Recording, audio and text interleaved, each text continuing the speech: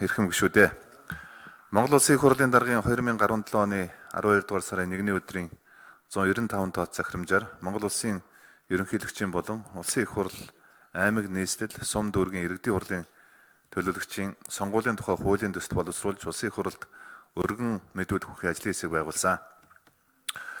Уг ажлын хэсэг нь Монгол Улсын ерөнхийлөгчийн сонгуулийн тухай хуулийн төсөл, Улсын их хурлын сонгуулийн тухай хуулийн төсөл, аймаг нийслэл сум дүүргийн иргэдийн төлөөлөгчдийн хурлын сонгуулийн тухай хуулийн төслүүдийг үжил баримтлал, танилцуулгын хувьд боловсруулад Улсын их хурлд өргөн бариад байна. Монгол Улсын их хурлын сонгуулийн тухай хуулийн энэхүү төслийг Улсын их хурлын 76 гишүүний 50 нь Улсын их хурлаас тогтоосон тойрогоос 26 нь улс нэг тойрогоос сонгох сонгуулийн мажоритар тогтолцооны хуулиураар боловсрууллаа. Хууль тогтоомжийн тухай хууль заасны дагуу дараах ажлуудыг зохион байгуулж ажиллалаа. Үүнд 1. Хууль тогтоомжийн тухай хуулийн 8 дугаар зүйлийн 8-1-ийн 4 заасны дагуу дээрх 3 хуулийн төслийн үр нөлөөний үнэлгээг хууль зүйн үндэсний хүрээлэн зардлын тооцоог Улсын их хурлын хамгийн газрын төсвийн шинжилгээний алба тус хийсэн.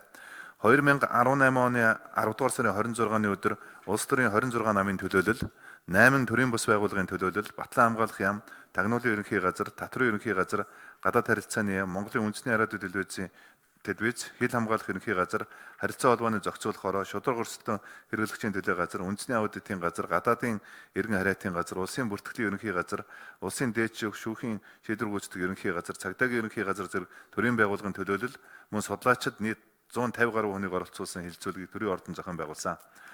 Хуулиудын төслийг хэвлүүлж улсын дээд шүүхэд бүртгэлтэй нийт 28 улс төрийн нам, төрийн болон төрийн бус 16 байгууллагад хүргүүлж санал авах ажлыг зохион байгуулсан. Мөн сонгуулийн ерөнхий орооны цахим хуудсанд хуулиудын төслүүдийг нээлттэйгээр байршуулан санал авах ажлыг зохион байгууллаа. Хуулийн төсөл толбогдуулан албан бичгээр утсаар цахим шуудангаар биечлэн нийт 410 гаруй санал ирүүлээд байгаа. Дэд ажлын хэсгээс эдгээр саналуудтай нэг хүчтэнд танилцаж 320 гаруй саналыг хүлээн авч хуулийн төслүүдэд оруулсан.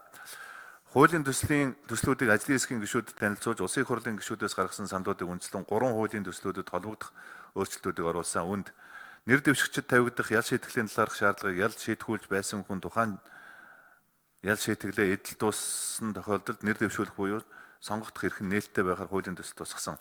Сонгуульд оролцох нам эвслийн сонгуулийн мөрийн хөтөлбөрийн хугацаанд тавигдах шаардлагыг 4 жилээр тогтоосон зохицуултуудыг орууллаа. Сонгуулийн сурталчилгаанд цахим орчинд ашиглах, тэр дундаа цахим орчинд олон нийтийн сүлжээ ашиглах талаарх зохицуултыг Facebook компани Аз хариуцсан удирдах түвшний төлөөлөлтөд 3 удаа уулзалт зохион байгуулж, үүний үндсэн дээр харилцаа холбооны зохицуулахаараа цагдаагийн ерөнхий газрын цахим гэмт хэрэгтээ хэлцтэй хамтран боловсруулж хуулийн төсөл тусглаа. Ерөнхий зохицуултын хувьд цахим орчинд олон нийтийн сүлжээ ашиглах боломжтой. Ашиглах тохиолдолд албан ёсны нэр хаягийг харилцаа холбооны зохицуулах ороонд бүртгүүлнэ. Бүртгүүлснээс өөр цахим хуудас ашиглахыг хориглоно. Бүртгүүлснээс өөр эсвэл хуурамч хаягийг харилцаа холбооны зохицуулах ороо хаалгах хүртэл арга хэмжээг авч авах ийм зохицуултуудыг хийсэн. Сонгогчийн нэрсийн жагсаалт үйлдэх, давхардлыг арилгах, нягтлан хянах үйл ажиллагааг улсын бүртгэлийн ерөнхий газрын улсын хэмжээнд зохион байгуулж нэгдсэн удирдлагаар хангах зохицуултыг ажлын хэсгийн гишүүдийн саналыг үндэслэн хуулийн төсөлд хэвээр үлдээсэн. Монгол Улсын засгийн газраас ирүүлсэн нийт 10 саналыг дэд ажлын хэсгээр хэлэлцүүлж 9 саналыг хуулийн төсөлд тусглаа.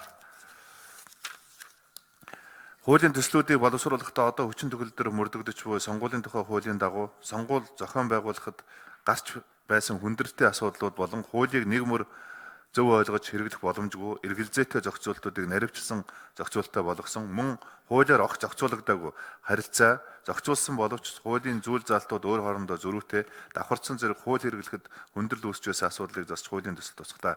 Төрийн байгуулалтын байнгын орон дарга эрхэм гишүүдээ хууль санаачлагчдаас боловсруулсан энэхүү төслийн үжил баримтлалыг дэмжиж байгаагаа илэрхийлэн төслийг төрийн байгуулалтын байнгын орооны хуралдаанаар хэлэлцэн дэмжиж өгөхийг та бүхнээсээ хүсье.